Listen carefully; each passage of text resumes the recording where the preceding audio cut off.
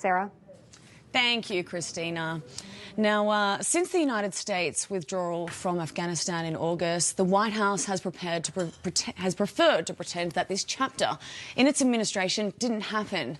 And with this sweeping indifference, many Americans and thousands of Afghanistan allies have been left behind, trapped by layers of bureaucracy to get back to their homeland. Now, joining us to discuss is former C-17 combat commander and US Deputy Military Representative to NATO, General Blaine Holt, and a man who served as an Afghan interpreter in the Marines for 11 years, Saber Nasseri.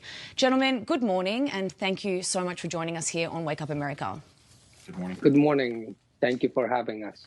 Now, General Holt, I want to start with you because the Wall Street Journal has reported that over 60,000 Americans and visa applicants are still in Afghanistan. But the White House reports that there is only a dozen that are still trapped in the country. Why is this discrepancy? Why is there this discrepancy? Because as we can see over the weekend, that this isn't really true. I think you got to take the entire journey. So when the crisis started to unfold from our disastrous departure from Afghanistan, you could easily see how the fog of war, the friction of war would lend itself to misreporting of statistics, an inability to count who's who and what's happening. But that is far behind us now. That the administration seems to be really doubling down on very light estimates that really have no grounding in truth or process. The best source of truth that you're going to find is these brilliant, brave humanitarian groups, often led by veterans who, even over the weekend, are effecting rescues. And that's where you're... And then the other thing I would say is if there's a special interagency task force that's led by the State Department, why aren't we hearing what they're doing? Why aren't we hearing about their funding lines or weekly press conferences? Where's their link up with the UNHCR? And there's just too many open holes, and yet we have people in harm's way with no money trying to get these people out very bravely. Well, just talking about those humanitarian groups, on that note, Saber, I want to be able to bring you into the conversation here because I understand that there is actually commercial airlines that are actually now offering flights in and out of Kabul. Granted, I know that they are limited and they don't actually fly into the US. But how hard is it for citizens stranded? Oh, I think we might have lost you there. Oh, no, you're back. OK. But how hard is it for these stranded citizens and their allies to utilise these flights as an exit strategy and leave without the assistance of organisations such as Project Dynamo, like we saw on the weekend? Thank you so much. Good morning, everybody. I have a very good message and frank message and true messages from the interpreters, especially from the American allies that they left behind. Some of the organizations that they took Afghans from Afghanistan, they didn't have enough and good advisors that they can show them that this is the American allies, this is wrong, this is right people.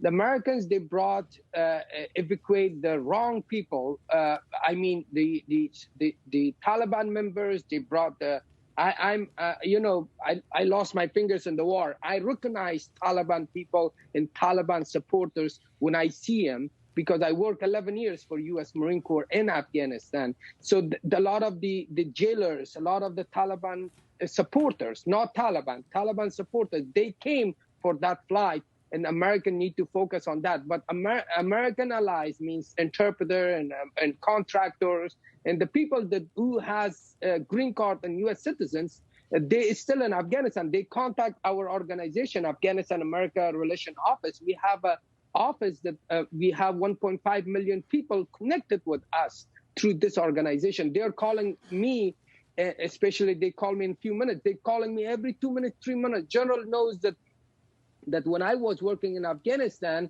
I recognized our people, American allies, that how they feel and how they are, how they look like.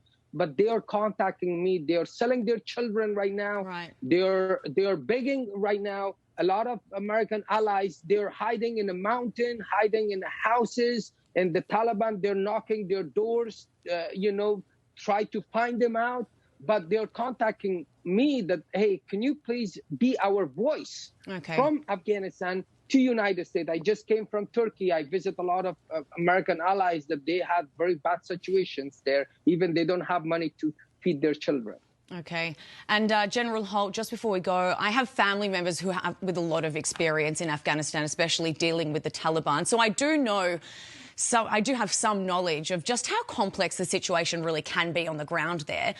But so can you talk to us and talk our audience through the steps and safety measures that really need to be implemented to keep our trapped allies safe while we try and get them out of there?